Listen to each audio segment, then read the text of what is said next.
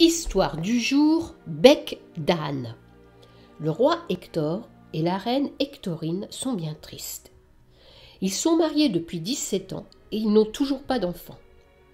Pourtant, ils sont allés voir tous les médecins du monde, à l'est du royaume, puis à l'ouest, et encore au nord, et pour finir au sud. Ils reviennent justement de leur dernier voyage et ils voient déjà les tours de leur château quand ils rencontrent Vieux Guy le sorcier qui promène ses chèvres. La reine s'écrie aussitôt : « Vieux Guy, toi qui es sorcier, ne peux-tu faire que j'attende un enfant ?» Vieux Guy hausse les épaules, il sort une gousse d'ail de sa poche, il crache dessus et il la donne à la reine en disant : « Tu manges ça sans faire de grimace, tu restes 1 an sans faire de voyage et tu auras un fils, c'est juré. » Pendant que la reine croque l'ail, le roi se bouche le nez, puis tous deux défont leurs bagages et s'installent au château. 1 an après, en effet, à la tombée de la nuit, la reine met au monde un fils, Victor. Le père et la mère sont fous de joie. Ils passent la nuit à regarder le bébé, à le langer, à l'embrasser. Aussi, le lendemain, ils sont bien fatigués et ils oublient d'inviter au baptême Vieux Guy le sorcier. Le jour du baptême, les rois et les reines de l'Est et de l'Ouest, du Nord et du Sud arrivent avec des cadeaux et ils admirent le bébé. Le roi de Siam dit : « Regardez comme il a de jolies petites oreilles et comme elles écoutent bien. Il sera sûrement un grand musicien. » La reine d'Espagne dit : « Voyez plutôt sa jolie petite bouche, et comme elle dit bien arreux, arreux. Il sera sûrement un grand poète. » L'empereur de Chine s'écrie : « Ce sont ses petits pieds qu'il faut admirer, ce sera un grand danseur, je vous le dis. » Le roi Hector et la reine Hectorine sont heureux comme tout et ils font passer les dragées. Mais dès que les invités les goûtent, ils les recrachent avec des grimaces. C'est que le sorcier Vieux Guy les a toutes changées en gousses d'ail. Il sort de derrière le rideau où il s'était caché et se mit à rire. « Ah ah ah, on m'avait oublié, hein? Je suis trop laid, je sens trop mauvais. Eh bien moi je vous le dis, ce danseur aux pieds légers, quand il aura 15 ans, il lui poussera de lourds sabots. Ses oreilles de musicien deviendront des oreilles d'âne, et sa jolie bouche de poète ne dira plus que hi-on, hi-on. Si bien que tout le monde l'appellera bec d'âne. Oui, bec d'âne. Ha ha ha ha. Rien ne peut empêcher le mauvais sort. Le jour de ses 15 ans, Victor sent ses oreilles qui chauffent et ses pieds qui le démangent, et au lieu de dire « Mais qu'est-ce qu'il m'arrive ?»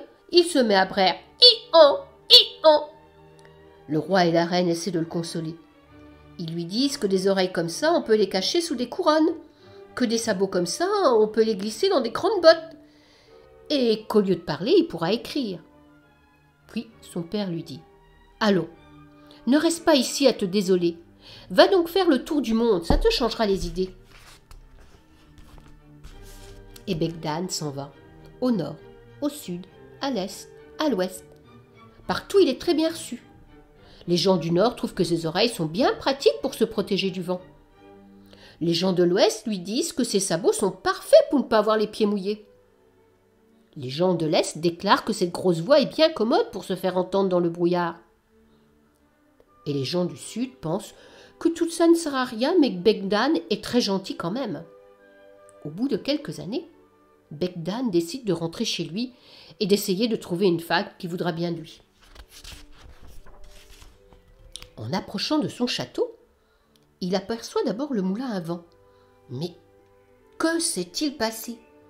Les ailes qui étaient blanches sont devenues toutes noires.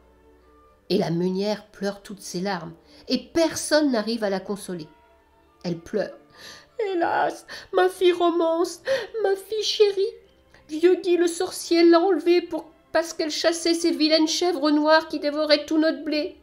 Et il l'a cachée au fond de la grotte noire où personne n'ose entrer.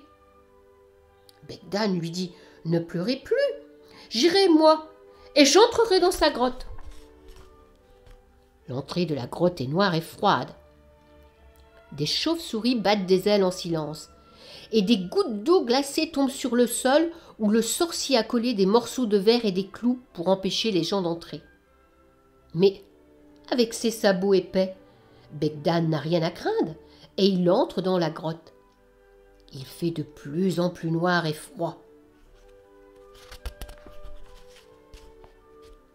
Begdad crie sans cesse « I-an! I-an! I-an! I-an » Il crie de toutes ses forces, en espérant que Romance entendra sa grosse voix et qu'elle lui répondra.